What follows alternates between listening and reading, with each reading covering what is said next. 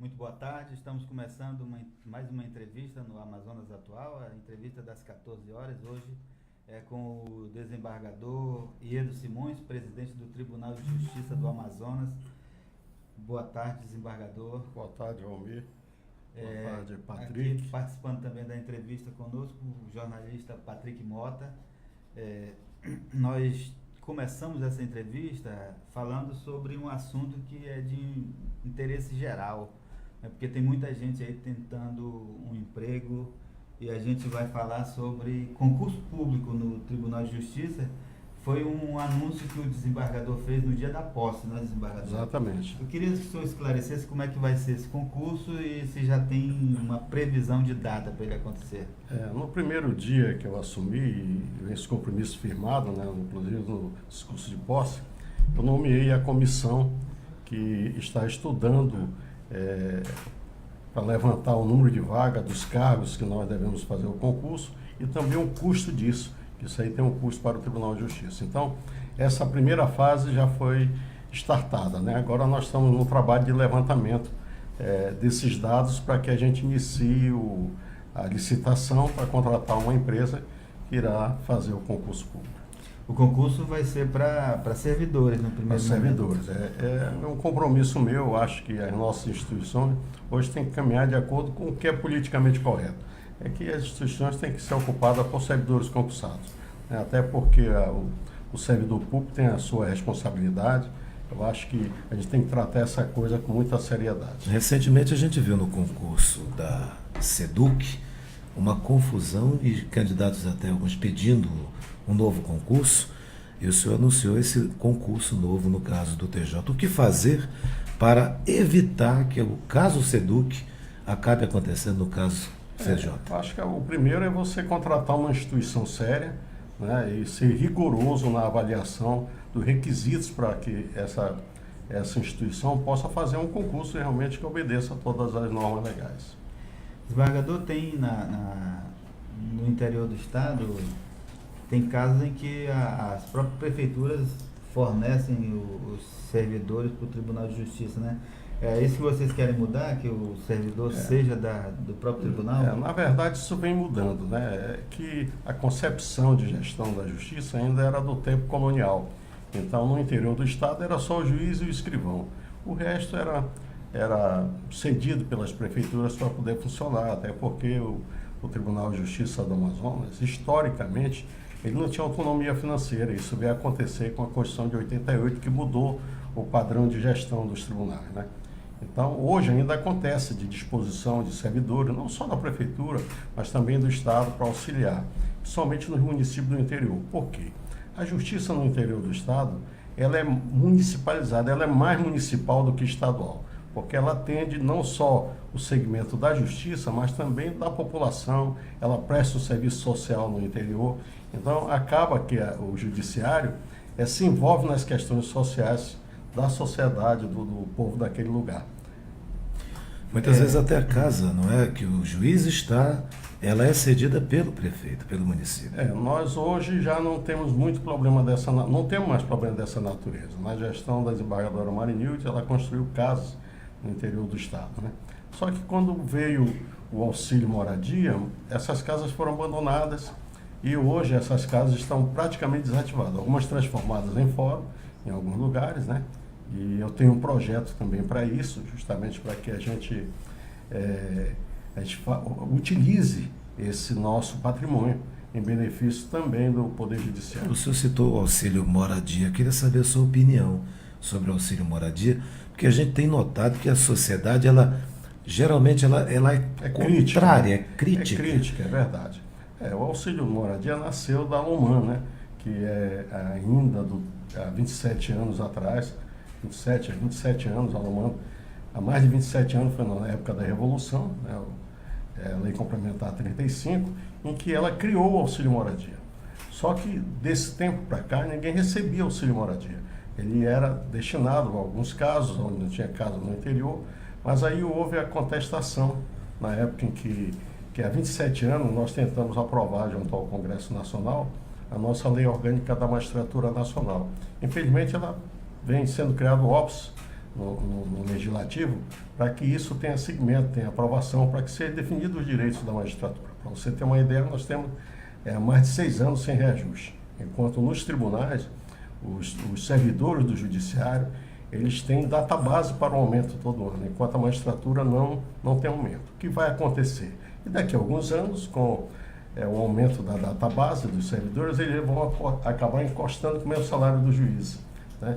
Então, isso é um desacerto, é um tratamento diferenciado que dá à magistratura, quando se sabe que o juiz, ele é juiz 24 horas, ele não é juiz só naqueles 8 horas de trabalho, 6 horas, aliás, hoje são 6 horas que o servidor dá. O juiz não, o juiz é juiz 24 horas. Ele não pode exercer qualquer outra atividade senão de magistério. Então, ele trabalha 24 horas, ele leva trabalho para casa. Nós temos um sistema virtual que você acessa. Eu, pelo menos, trabalho sábado, domingo, feriado, dia santo, quando viajo, eu estou em hotel, continuo acessando o sistema. Então, a opinião do senhor é favorável? Não, veja bem, isso é uma determinação da lei. Eu não posso discutir se ele é correto ou não, até porque o Supremo não julgou. Na verdade, nós estamos vivendo em cima de uma liminar concedida pelo ministro que concedeu essa liminar e até agora não julgou o mérito. Há uma reivindicação, e eu seria hipócrita de dizer que sou contra, até porque eu também recebo o auxílio moradia em função disso, e eu acho que quem é contra deveria devolver. O auxílio moradia, se achar que é moralmente atingir, ele deveria devolver. Mas, veja bem, essa questão, se for decidida pelo Supremo Tribunal Federal, nós estamos abertos para que arranje uma outra situação até para recompor o salário dos magistrados. Eu não sou ferrenho defensor do auxílio moradia, eu sou defensor de que a gente tenha um salário condigno que suporte essa disposição em tempo integral para a justiça. Desembargador, o senhor considera que os magistrados ganham pouco? Qual é o salário hoje de um juiz e de um desembargador? Olha, nós ganhamos, o nosso salário é 10% menos do que o salário dos ministros do Supremo Tribunal Federal, né? E às vezes esse salário o salário só de pode... ministro é 33.700. Eu não sei bem, mas você só pode receber até o limite do vencimento do Supremo Tribunal Federal. Não é que o nosso salário já chegaram a comparar com o cortador de cana, quer dizer, não tem comparação, Claro. né? Eu acho que o cortador de cana é que deveria ganhar mais, não que nós devamos receber igual que ganha o cortador de cana. Eu acho que é um cargo de alta responsabilidade e que a gente lida com os problemas da sociedade que desagam todo no Poder Judiciário. As demandas se multiplicam, hoje nós temos um volume muito grande de demandas em função de vários direitos que foram consagrados na Constituição de 88. Nós somos um país democrático, inserimos isso, hoje nós temos direito do consumidor, temos várias questões que hoje desagam na justiça e obrigam que o Poder Judiciário cada vez se reinvente mais. Ele tem assim um trabalho de engenharia para poder enfrentar todas essas Aqui demandas. no Amazonas, o Poder Judiciário tem conseguido se reinventar? Eu penso que sim. Nós eu tenho orgulho de dizer que eu participei disso. Eu fui corregedor e na época, na minha gestão, implantei o sistema virtual em todo o interior do estado, que até hoje está aí, né, servindo, apesar de que o nosso Amazonas nós não possuímos internet de baixa latência que pudesse nos dar um melhor desempenho, mas mesmo assim, nós somos o primeiro estado da federação a digitalizar todo o seu acervo físico. Hoje todo o nosso acervo é virtual, né? Então é um projeto que é ecológico até, porque nós abolimos o papel na justiça em termos de processo. É lógico que nós precisamos avançar. É que eu digo, às vezes o bom não é... Eu tenho essa ideia que o bom não é sempre suficiente. Sempre nós temos o que conquistar. E eu lido sempre com essa ideia de que a gente tem que sempre procurar o novo, né? Aquilo que pode agregar mais ao nosso trabalho da justiça. A justiça hoje só não tem um papel de judiciário, de julgar as demandas, mas ela também se insere dentro do projeto global do governo de conter, de dar suporte à paz social, né? Projetos sociais que têm que ser implementados pelo governo, o judiciário está junto dessa participação. E às vezes as pessoas cobram muito da justiça, mas eu acho que esse papel não pertence só ao judiciário, pertence ao governo executivo, legislativo, pertence às grandes empresas instaladas, que elas têm que ter um olhar para essa parte da sociedade que é discriminada, que é relegada, que está aí na marginalidade. Também as associações, os clubes, ninguém lida com isso. Todo mundo quer jogar isso por conta que é o poder público. Mas não é só o poder público. Todos nós devemos nos inserir nessa ação de resgatar a nossa gente. Desembargador, em 2010 o presidente do Tribunal de Justiça era João Simões e propôs o fechamento de comarcas no interior do estado. Esse projeto essa ideia foi abortada, né? Naquele período o desembargador alegava que faltava recurso para manter essas comarcas funcionando. Na gestão agora do desembargador Pascarelli, deixou o tribunal recentemente para o senhor assumir o cargo, ele propôs o reordenamento de comarcas, que significava na prática tirar o juiz de determinados municípios e formar um bloco ali para julgar processos. Polos para julgamento de polos de julgamentos, e o juiz iria visitar o município quando tivesse os processos para serem julgados. Esse projeto vai ter seguimento na sua gestão ou não? Olha, isso é uma ideia de criar polos dentro do Amazonas, porque sabe, o Amazonas é um continente, nós temos dificuldade de logística de alcançar nossos municípios, mas isso distancia a justiça do povo daquela comunidade, de comarcas fincadas no interior da floresta. Então eu penso que a justiça tem que alcançar todos e não relegar.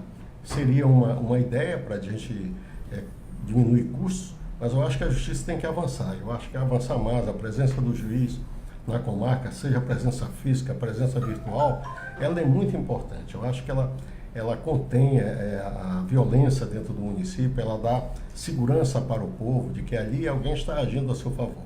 Então eu sou da ideia de que nós devemos ocupar nosso espaço em todos os municípios do Amazonas. É certo, isso aí é uma ideia que a gente tem que estudar para ver se ela realmente dará bons resultados. Mas entre fechar comarcas ou reordenar, o senhor fica com... Eu fico com reordenar, com certeza. Eu acho que a presença do juiz, o trabalho do juiz, se ele se volta para o atendimento à população, é muito importante. Eu lembro até disso hoje numa entrevista, quando eu assumi como juiz, eu tinha 27 anos.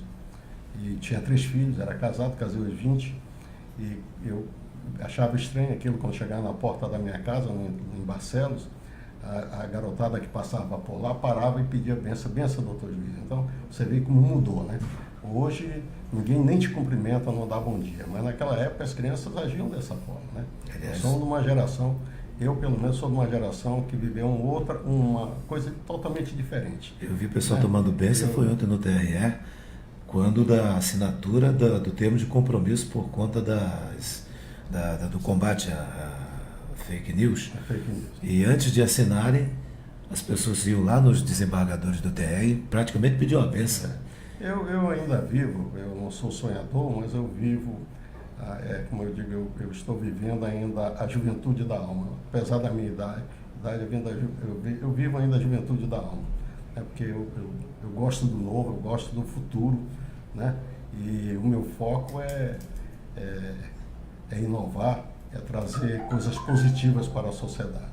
Penso que eu, como presidente do Tribunal de Justiça, eu posso agregar muito com ideias, com coisas que possam melhorar. Eu acho que esse convívio com os outros segmentos da sociedade, a gente pode realizar muita coisa. Não é só você ter recursos, é você ter ideias, né?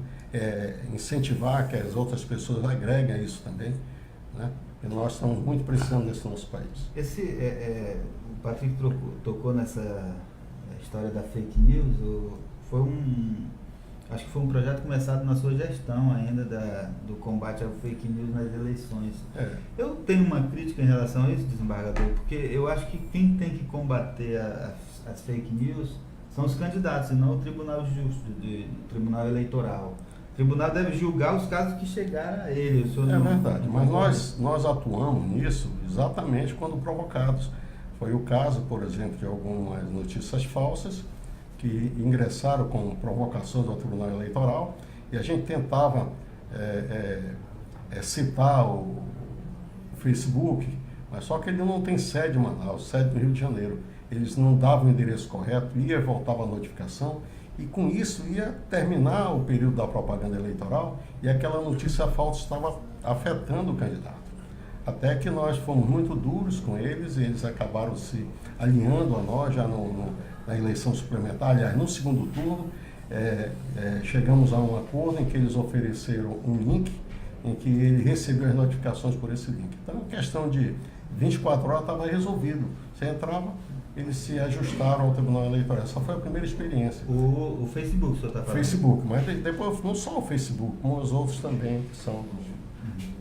Porque a gente está entrando aqui na questão eleitoral só porque o senhor acabou de deixar também o Tribunal Eleitoral, né? Mas essa coisa da legislação eleitoral, ela tem travado muito as disputas, né? E judicializado muito a disputa eleitoral. Por exemplo, eu vi na eleição para prefeito de Manaus, em 2016,